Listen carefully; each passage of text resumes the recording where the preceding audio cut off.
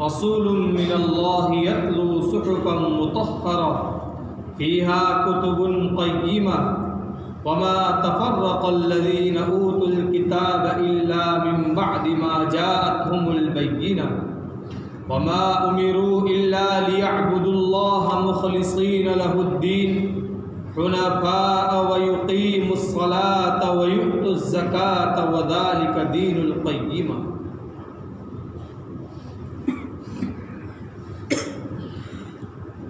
عزیز ساتھیوں، اس سورت کا نام سورۃ البینہ ہے۔ پہلے ترجمہ سن لیں، پھر اس کی تفسیر کرتے ہیں انشاءاللہ۔ بسم اللہ الرحمن الرحیم۔ شروع کرتا ہوں میں اس اللہ کے نام سے جو بہت مہربان، سب پر رحم کرنے والے ہیں۔ انسان کو سوچنا چاہیے، اللہ تبارک و تعالیٰ نے قرآن کی پہلی آیت الحمدللہ رب العالمین الرحمن الرحیم، اس کا استحضار ہونا چاہیے۔ جب بھی بسم اللہ پڑھے تو اس کا استحضار سوچنا چاہیے کہ سارے کے سارے صفات کو چھوڑ کر اللہ یہ دو صفت دلا رہے ہیں، الرحمن الرحیم۔ پہلے میں آپ کو بتا چکا ہوں اس کے معنی کیا ہوتے ہیں۔ ایسی رحمت اور ایسی محبت، ایسی شفقت جو کوئی نہیں کر سکتا ہے، اور اتنی شفقت، اتنی محبت، اتنی مہربانی جتنی کوئی نہیں کر سکتا ہے۔ سارے کے سارے مخلوق پر عام اس کی رحمت۔ ایک دنیا کا انسان بڑا سے بڑا مالدار ہو تو ایک گاؤں کو سنبھالے گا، ایک علاقے کو سنبھال سکتا ہے، ایک ملک کو سنبھال سکتا ہے، لیکن دنیا کا کوئی مائکا لال ایسا نہیں جو پوری دنیا کی انسانیت پر سارے مخلوق کو سنبھال سکے۔ اپنے مال کے ذریعے سے، اپنی صلاحیت کے ذریعے سے، اپنی جائیداد کے ذریعے سے پوری کی پوری مخلوقات کو کوئی نہیں سنبھال سکتا ہے۔ یہ صرف اللہ کی ذات ہے جو سارے کے سارے مخلوق کو سنبھال سکتی ہے۔ یہ پورا مضمون ہمارے دماغ میں بیٹھنا چاہیے۔ الرحمن الرحیم کیا کہنا چاہتے ہیں اللہ؟ لم يكن الذين كفروا من اهل الكتاب والمشركين منفكين حتى تأتيهم البينة۔ اہل کتاب المشرکین میں سے جنہوں نے کفر کیا وہ ہٹنے والے نہیں تھے، وہ بدلنے والے نہیں تھے۔ اہل کتاب اور مشرکین میں سے جنہوں نے کفر کیا، لم یکن الذین، وہ ہٹنے والے نہیں تھے، حتی تأتیہم البینہ، رسول من اللہ یتلو صحفا مطہرہ، یہاں تک کہ ان کے پاس روشن دلیل آ جاتی، یہاں تک کہ ان کے پاس روشن دلیل آ جاتی، یعنی اللہ کا ایک رسول جو ان کے سامنے پڑھ کر سناتا پاکیزہ صحیفے، جو ان کو پڑھ کر سناتا پاکیزہ صحیفے۔ کیسے پاکیزہ صحیفے؟ فیہا کتب قیمہ، جن پاکیزہ صحیفوں میں قیمتی مضامین ہیں، جن پاکیزہ صحیفوں میں مضبوط اور پختہ مضامین ہیں۔ یہ ایک آیت ہے، دو آیت، تین آیت مل کر کے۔ نبی کریم صلی اللہ علیہ وسلم کو اللہ تبارک و تعالیٰ نے سب سے اخیر میں کیوں بھیجا؟ اس صورت کی حکمت، اللہ کے نبی کو سب سے اخیر میں بھیجنے کی وجہ، جب انسان دنیا میں بیمار ہوتا ہے، اس کو ہلکا سا زکام ہوا، ہلکی سی سردی ہوئی، تو دوائی لینے نہیں جائے گا، وہ خود ڈاکٹر بنے گا۔ پہلے خود ڈاکٹر بنے گا وہ کہ میں کیا کروں، کچن میں سے کیا چیز کھاؤں یا کیا چیز پیوں جس سے میرا زکام، میری سردی ختم ہو جائے، تو پہلے خود ڈاکٹر بنتا ہے۔ اگر وہ زکام بڑھا، بخار تک پہنچا، تو پھر گاؤں کے چھوٹے موٹے ڈاکٹر کے پاس جائے گا۔ پھر وہ زکام بڑھتے بڑھتے بہت زیادہ زکام ہوا اس کو، تو شہر کے، سٹی کے کسی بڑے ڈاکٹر کے پاس جائے گا، اور وہ زکام بڑھتے بڑھتے ٹی بی تک پہنچا یا کوئی اور بیماری تک پہنچا، تو وہ ایم ڈی کے پاس، جو بھی سرجن ہے اس کے پاس جائے گا۔ تو انسان اپنی بیماری کی حیثیت کے حساب سے ڈاکٹروں کو چنتا ہے۔ تو اللہ تبارک و تعالیٰ نے دنیا کا جو نظام چلایا اور کم و بیش سوالات انبیاء کو بھیجا، اس میں سب سے آخر میں محمد رسول اللہ صلی اللہ علیہ وسلم کی ذات کو بھیجا۔ اس کی وجہ مفسرین نے لکھی ہے کہ جب دنیا کے اندر بگاڑ کی ساری حدیں پار ہو گئی اور دنیا کے اندر سارے گناہ اپنے انتہا کو پہنچ گئے، شراب نوشی عام ہو گئی، بچیوں کو زندہ درگور کیا جانے لگا اور سارے کے سارے گناہ اپنے عروج پر پہنچ گئے، تب اللہ نے سمجھا کہ اب گناہ اپنی انتہا کو پہنچے ہیں تو اسی گناہوں کو اور انہیں برائیوں کو مٹانے کے لیے ایسی شخصیت چاہیے جو ان تمام برائیوں کا مقابلہ کر سکے۔ اور ان تمام برائیوں کا مقابلہ کرنے کے لیے کون بھائی مناسب تھا؟ محمد رسول اللہ صلی اللہ علیہ وسلم کی ذات مناسب ہے، اس لیے اللہ کے نبی کا انتخاب۔ اور آنے والے نبی بھی خالیات نہیں، ایسی مضبوط کتاب اللہ نے دی جس کتاب کے اندر پہلی ساری کتابوں کے مضامین سے بڑھ دیے اللہ نے، ساری پہلی پچھلی گزری ہوئی قوموں کے انبیاء کے واقعات سے بڑھ دیے اللہ نے، اور بہت ٹھوس دلیل مضبوط کتاب لے کر کے محمد رسول اللہ صلی اللہ علیہ وسلم کو بھیجا۔ تو انہی برائیوں کا مقابلہ کرنے کے لیے اللہ کے نبی کو سب سے آخر میں بھیجا۔ اب یہاں پر اللہ تبارک و تعالیٰ کہتے ہیں اہل کتاب کس کو کہتے ہیں؟ اہل کتاب دو قوموں کو کہا جاتا ہے، یہود اور نصارہ، جس کو ہم عیسائی کہتے ہیں، کرسچن کہتے ہیں۔ آج کل کے کرسچن تو عیسائی رہے نہیں، وہ تو نام کے صرف ہر کوئی جا کر کے چرچ میں بیٹھ جاتا ہے اور کرسچن بن جاتا ہے آج کے زمانے میں۔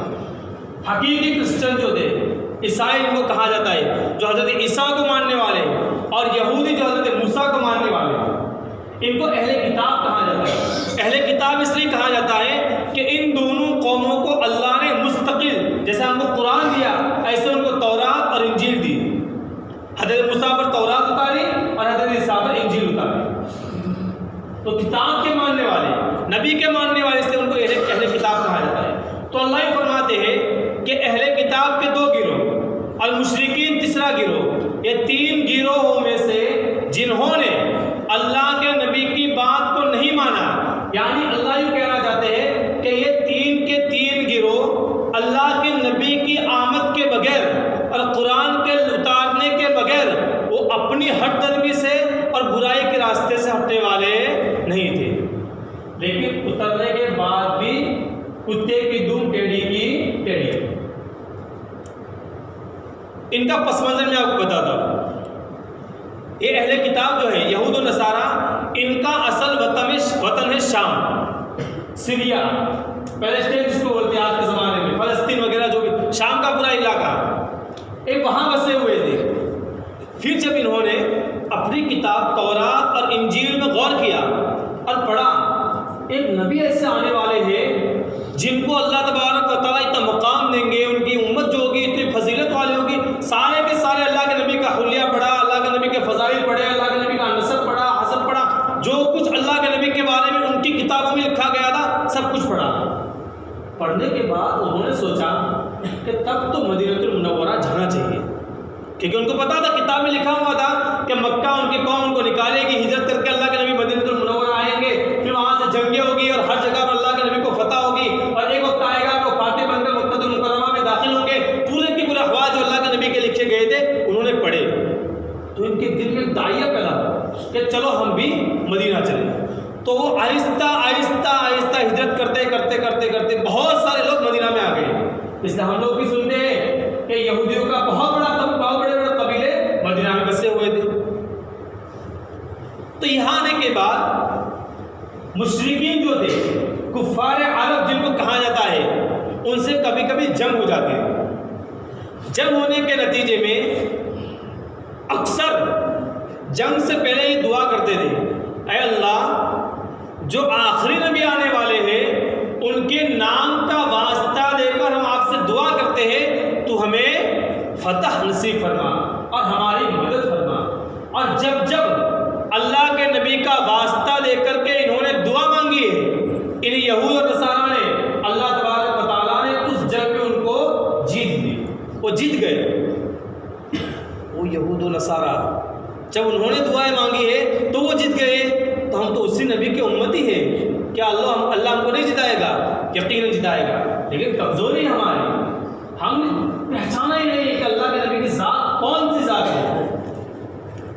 پھر کبھی اللہ کے نبی کا نام لے کر کے دعا مانگنا بھول جاتے اور میدان میں اتر گئے اور کفاروں سے مقابلہ کیا اور مقابلہ کرنے کے نتیجے میں ہار گئے تو کیا کہتے پتہ ہے؟ آپس میں باتیں کرتے رہتے، آج تو تم جیت گئے ہو، لیکن خبر رکھنا، یاد رکھنا، اللہ کے نبی آخری امت میں آخری نبی آنے والے ہیں اور ان کے آنے کے بعد ہم ان کا ساتھ دیں گے، ان پر ایمان لائیں گے، ایمان لانے کے بعد ہم تم سے جنگ کریں گے اور جیت حاصل کریں گے۔ یہ ان کی تمنائیں تھی، یہ ان کی امیدیں تھی، یہ ان کی آرزوئیں تھی، لیکن ہوا کیا؟ جب اللہ کے نبی کو مبعوث کیا گیا اور نبی بنایا گیا ان کو تو فوراً ہٹ دھرمی پر اتر آئے، نہیں ہم تو اس نبی پر ایمان لانے والے نہیں ہیں۔ ارے جس نبی کی آمد کا انتظار کر رہے تھے اور جس نبی کے ہاتھ پر ایمان لانے کے لیے فلسطین سے شام سے ہجرت کر کے مدینہ المنورہ میں آئے اور جس نبی کا واسطہ دے کر کے جنگ میں فتح حاصل کر رہے ہیں اور اسی نبی کا واسطہ دے کر کے اللہ سے دعائیں کر رہے، اسی نبی کی آمد کے بعد منکر بن رہے، ہم تو ایمان لانے والے نہیں ہیں۔ پھر اللہ تبارک و تعالیٰ وہی کہہ رہے ہیں کہ ان کے سامنے رسول بھی بھیج دیا گیا، ان کو کھلی دلیل کتاب بھی دے دی گئی، اور کیسی دلیل؟ پہلی امتیں، پہلی قومیں جو گزری ہیں ان میں بڑی بڑی کتابیں اللہ نے اتاری ہیں اور کچھ صحیفے اتارے ہیں، لیکن ان صحیفوں کے اتارنے کے بعد اللہ تبارک و تعالیٰ نے اس کی حفاظت کی ذمہ داری اس قوم کو دے دی کہ بھئی یہ کتاب تم کو دے دی، اب تم سنبھالو۔ لیکن انہوں نے کیا کیا؟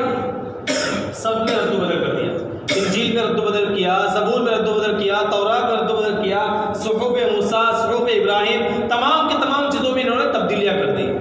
کوئی مفتی بیٹھتا، اس کے ہاتھ میں قرآن کتاب ہے، انجیل ہے، کوئی بڑے مادر سب آئے، بول صاحب مسئلہ ہمارا طرف تھے جاؤ جو 500 روپیہ دوں گا، پیچھے کے راستے چور راستے سے ٹھیک ہے ایسے کر چیک کر دیا یا کچھ لکھ دیا مفتی صاحب نے، اور 500 روپئے کے لالچ میں مسئلہ پورا بدل دیا۔ ایسے کرتے کرتے کرتے پوری کتاب بدل ڈالی انہوں نے، اللہ حفاظت۔ لیکن یہ قرآن ایسا معجزہ ہے جس کی حفاظت کی ذمہ داری اللہ نے لے رکھی ہے۔ اِنَّا نَحْنُ نَزَّلْنَا الذِّكْرَ وَإِنَّا لَهُ لَحَافِظُونَ، رہتی دنیا تک، قیامت تک، ساری کی ساری دنیا مل کر کے اس کا ایک نقطہ بھی آگے پیچھے نہیں کر سکتی ہے، پوری کی پوری دنیا مل کر کے اس کا ایک نقطہ آگے پیچھے نہیں کر سکتی ہے، اور کرنے جائیں گے اللہ اس کا تھوبڑا ہی بدل دے گا۔ دیکھ لیجیے ابھی اس کی حالت بگڑی ہوئی ہے، سمجھ گئے ہوں گے آپ لوگ۔ پھر آگے اللہ فرماتے ہیں کہ ان کی جو حالت ہے، جو قرآن ہم نے ان کو دیا ہے، یہ قرآن ایسا ہے، یہ قرآن ایسا ہے جس قرآن کے اندر پہلے سارے کے سارے قوموں کے واقعات ہیں، پہلے انبیاء کے سارے واقعات ہیں، اور یہ قرآن کو ایسی بے تکی بات نہیں ہے، کوئی جھوٹی بات نہیں ہے۔ فیہا کتب قیمہ، مضبوط پختہ مضامین ہے جس میں کوئی شک نہیں ہے، اور یہ سب انہوں نے پڑھ رکھا ہے، انہوں نے اپنی کتابوں کے اندر سب کچھ پڑھا ہوا ہے، پھر بھی منکر بن رہے ہیں، یعنی جاگتے مجھتے یہ لوگ۔ پھر اللہ نے جو کرنا تھا ان کے ساتھ کیا، اس میں سے یہودیوں میں سے کچھ لوگ ایمان بھی لائے ماشاءاللہ، اس میں سے عبداللہ ابن سلام رضی اللہ تعالیٰ بہت بڑے عالم گزرے ہیں، یہودیوں کے بہت بڑے عالم۔ جب انہوں نے اسلام قبول کیا، اللہ کے نبی پر ایمان لے آئے، تو سب لوگ دیکھتے رہ گئے، دنگ رہ گئے، ہمارا اتنا بڑا عالم، چھوٹی کا عالم جس کو پوری کی پوری تورات زبانی یاد تھی، حالانکہ صرف قرآن کا معجزہ ہے کہ وہ زبان یاد ہو جاتی ہے چھوٹے چھوٹے بچوں کو۔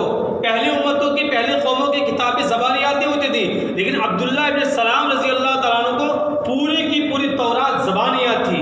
اتنا بڑا عالم جب اللہ کے نبی کے ہاتھ پر ایمان لائے تو سب لوگ دیکھتے رہ گئے، ارے یہ آدمی پھر گیا، یہ آدمی چلا گیا، تو کچھ تو ہے، لیکن پھر بھی ایمان نہیں لائے وہ لوگ۔ بہت چند گنے چنے لوگ ایمان لے اللہ کے نبی کے ہاتھ پر۔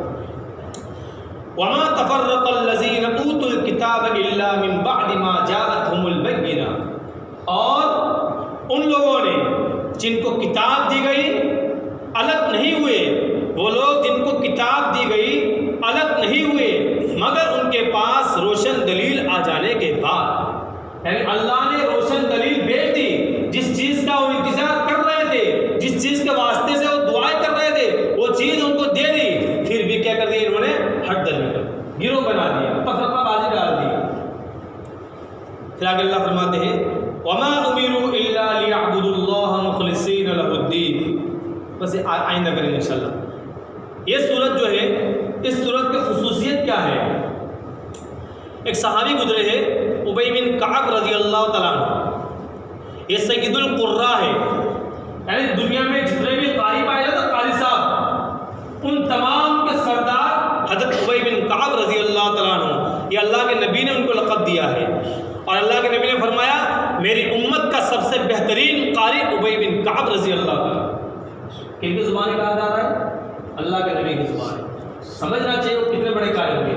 یہ اس سے آگے کا اسٹیپ آپ کو بتاتا ہوں، ان کے قاری ہونے کا آگے کا اسٹیپ۔ ایک مرتبہ نبی کریم صلی اللہ علیہ وسلم نے آ کر کے ابی بن کعب رضی اللہ تعالیٰ عنہ سے کہا ابی، مجھے اللہ نے حکم دیا ہے کہ میں آپ کو یہ لم یکن الذین کفروا سناؤں۔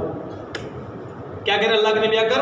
ابی، مجھے اللہ نے حکم دیا ہے کہ میں آپ کو جس نبی پر قرآن اتر رہا ہے وہ اس نبی کو اللہ حکم دے رہے، محمد آپ جا کر کے ابی کو لم یکن الذین کفروا سناؤ۔ حضرت ابی بن کعب نے کہا سمانی لک، اللہ کے نبی کیا میرے رب نے میرا نام لیا تھا؟ ایک تو بھائی کسی بھی صحابی کو سنا دو، یہ کیا دیتے نہیں، ہاں نام نام قد سلمان، اللہ نے آپ کا نام لیا ہے۔